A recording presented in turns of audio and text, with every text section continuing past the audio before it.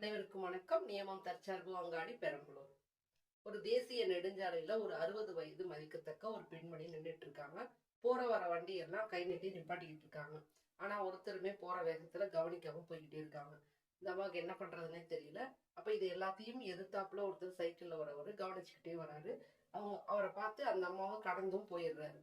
திரும்பி எதுக்காக இவங்க எல்லாத்தையும் கை நீட்டி நிப்பாட்டுறாங்கன்னு சொல்லிட்டு திரும்பி வந்து ஏண்டாமா வேணும் உங்களுக்கு, எதுக்காக இப்படி போறவங்க வரவங்க வண்டியெல்லாம் கை மறிக்கிறீங்க அப்படின்னு கேட்டிருக்காங்க. அதுக்கு அந்த அம்மா இருந்துகிட்டு, இது போல வண்டி டயர் பஞ்சர் ஆயிடுச்சு, சரி பண்ண ஆள் கூப்பிடுறேன், யாருமே நிக்க மாட்டேங்கிறாங்க அப்படின்னு நான் உங்களுக்கு உதவி செய்யறது. அந்த அம்மாவுக்கு ஒரே மகிழ்ச்சி ஆயிடுச்சு. உங்களுக்கு தெரியுமா, மாத்தி தருவீங்களா அப்படின்னு கேட்டிருக்காங்க. நீங்க உள்ள போய் உட்காருங்க, நான் மாத்தி தரேன்னு சொல்லிட்டு ஜாக்கியை எடுத்து எல்லாத்தையும் செட் பண்ணி அவரு சரி பண்ணி கொடுத்து அந்த அம்மா கேட்குறாங்க, நீங்க செஞ்ச உதவிக்கு எவ்வளவு பைசா வேணும் அப்படின்னு.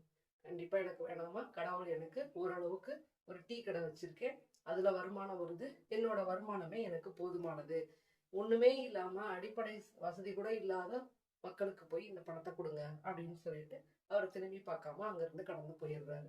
இந்த அம்மா கொஞ்சம் தூரம் போன உடனே வெயில்ல நின்னதுனால தலை வலிக்குது, ஒரு டீ குடிக்கலாம்னு சொல்லிட்டு அந்த பக்கம் இருந்த டீ கடைக்கு போறாங்க. அது சாதாரண டீ கடைக்கு உண்டான வசதிகள் கூட இல்லாத சாதாரண சின்ன டீ கடை. அதுல போயிட்டு சார் சார்னு கூப்பிடுறாங்க. ஒரு கர்ப்பிணி, நிறைமாத கர்ப்பிணி வராங்க.